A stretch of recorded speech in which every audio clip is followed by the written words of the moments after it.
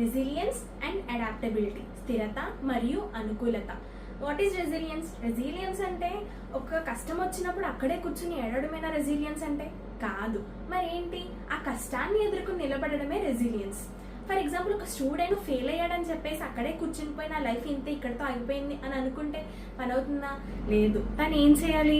మళ్ళీ తను ఎటువంటి మిస్టేక్స్ చేశాడు, ఇంకా నెక్స్ట్ ఎగ్జామ్లో తను ఎలా పాస్ అవ్వగలడు, స్ట్రాటజీని ఏ విధంగా చేంజ్ చేయాలి అని ఆలోచిస్తేనే కదా తను ముందుకు సాగలడు. అదే రెసిలియన్స్ అంటే. ఇంకా అడాప్టబిలిటీ అంటే మన ప్రతి సిచ్యువేషన్ ని కూడా మనకు తగ్గట్టుగా మౌల్డ్ చేసుకుంటూ ఉండడమే adaptability. For example, APJ Abdul Kalam గారు ఉన్నారు. ఆయన న్యూస్ పేపర్ వేసే టైంలో కూడా చాలా పెద్ద పెద్ద కళల్ని కన్నారు కదా. అంటే మిసైల్ మ్యాన్ ఆఫ్ ఇండియా అయ్యేంత వరకు కూడా చాలా రోల్స్ ని పోషించారు. ప్రతి రోల్ ని కూడా అడాప్ట్ చేసుకుంటూ తన సిచ్యువేషన్ కి తగ్గట్టుగా మౌల్డ్ అయిపోతూ వెళ్ళిపోయారు ఆయన. సో ఆయన సక్సెస్ ని సాధించారు. సో ఈ సృష్టిలో ప్రతిదీ కూడా రెసిలియన్స్ అండ్ అడాప్టబిలిటీ మీదే నడుస్తుంది. ఎలాగా అంటే, ఫర్ ఎగ్జాంపుల్, మనం ఒక చెట్టు ఉంది, దాని సాయిల్ ని, దాని ఎన్వైరన్మెంట్ ని మొత్తం అడాప్ట్ చేసుకుంటేనే కదా అది బ్రతకగలుగుతుంది. నెక్స్ట్ మనం తల్లి కడుపులో చాలా బాగుంది కదా, చాలా కంఫర్ట్ గా ఉంది కదా, అక్కడే ఉండిపోతే బయట లోకాన్ని చూడగలమా?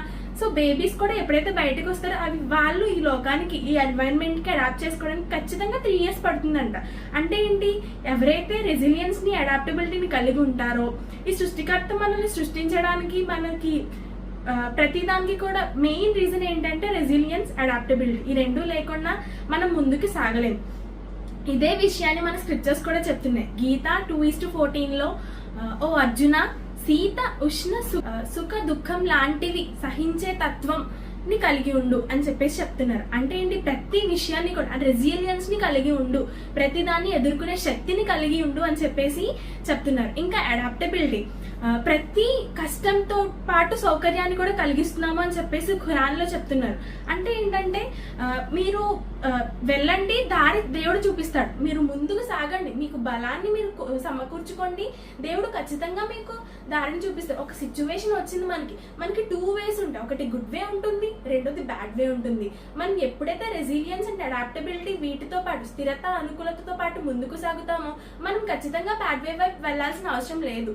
దేవుడు మనకి సహాయం చూపుతాడు, అలాగే మంచి మార్గాన్ని చూపుతాడు. ఈ లైఫ్ అనేది ఒక టెస్ట్ లాంటిది. ప్రతి దాంట్లో కూడా నీకు 2 choices వస్తాయి, ఒకటి గుడ్ అండ్ ఈవిల్. నువ్వు ఏది చూస్ చేసుకోవాలంటే అది నీ ఇష్టం. కానీ నీకు ఎప్పుడైతే ఇటువంటి స్థిరత, అనుకూలత కలిగిన అలవాట్లు ఉంటాయో అప్పుడు ఖచ్చితంగా నువ్వు టెస్ట్ పాస్ అవడానికి మంచి మార్గాన్ని ఎంచుకుంటావు.